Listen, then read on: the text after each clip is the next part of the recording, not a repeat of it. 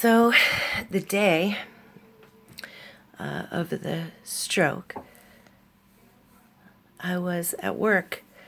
I work from home sometimes, and I actually had hurt my knee the weekend before.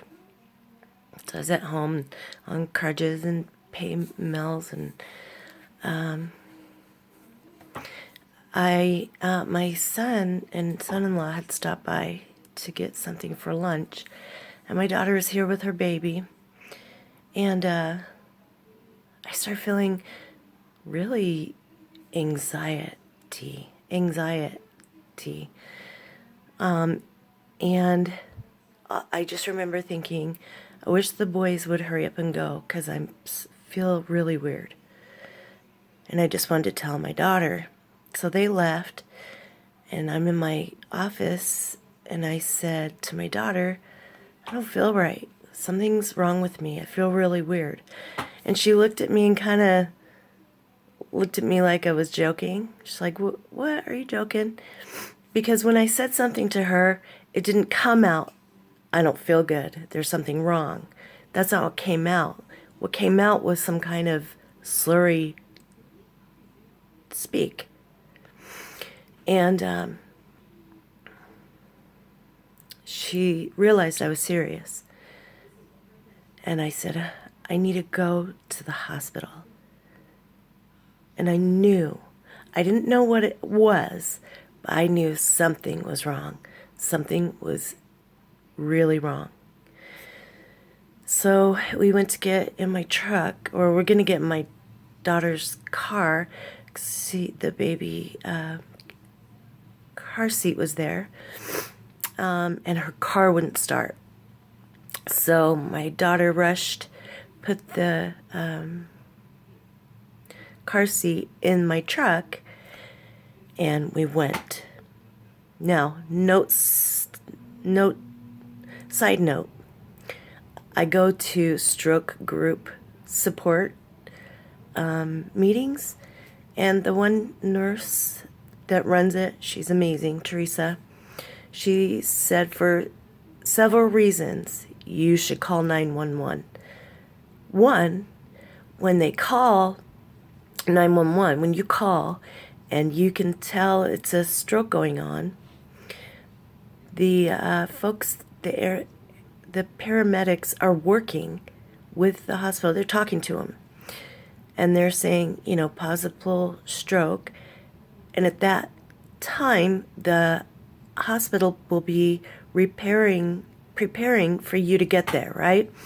Because if you have a stroke, immediately you have to have a CT scan, which, by the way, I don't remember getting. I just remember chaos, but quiet chaos. It was weird. So, daughter and I go to the hospital, and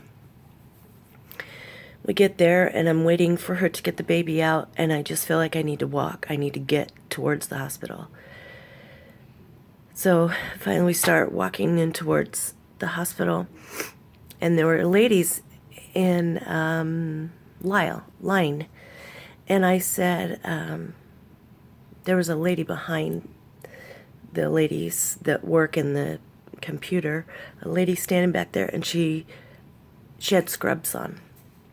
And I passed the people that were in line, and I said,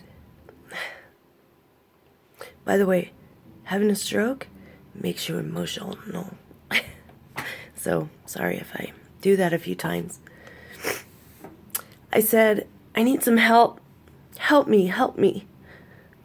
And she reached out to me, grabbed me, puts me in a wheelchair, and we start going back.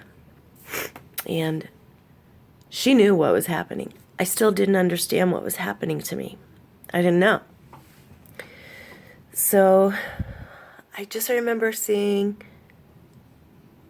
a doctor, a person who is admitting you, few other people, nurses maybe, and my kids and my daughter, and they came in short time when I was in there in the emergency room.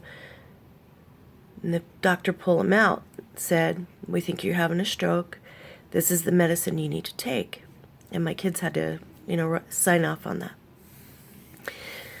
But I remember seeing their faces.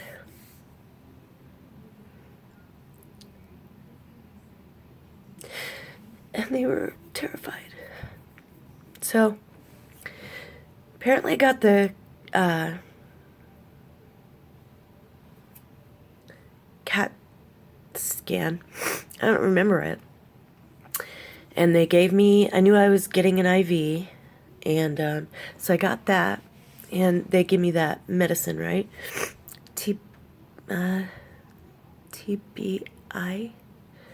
Shame on me for not knowing. I'm gonna add that. So, and then they took me in the ambulance because we went downtown, Boise, and to the St. Luke's there, amazing hospital, and put me in ICU. And I just remember thinking, why ICU? I'm okay. I can't understand, anybody. And I couldn't make them understand me. That's what was so terrifying, too. I just remember saying to them, am I going to die? Am I dying right now? Is this what this is right now? I'm dying? I'm looking at the people, looking at my daughter, looking at my son. Am I dying? I don't feel like I'm dying. I feel really weird, but I don't feel like I'm dying. So, at the ICU, they kept asking me, things like my birthday and where I was, and I couldn't respond. I couldn't make the words. I couldn't make words. It was so crazy. It's almost like you're trapped in your own brain, and you can't communicate. You can't communicate with people. You can't get through what. So the most important question was, am I dying? I needed somebody to answer that question for me. I was terrified. I don't know how long it was when I realized I wasn't going to die. But I remember specific thought of my granddaughter. She was just 3 months old when it happened. My specific thought was, she is out in the waiting room. She wasn't here. I hadn't seen her. Am I going to see her?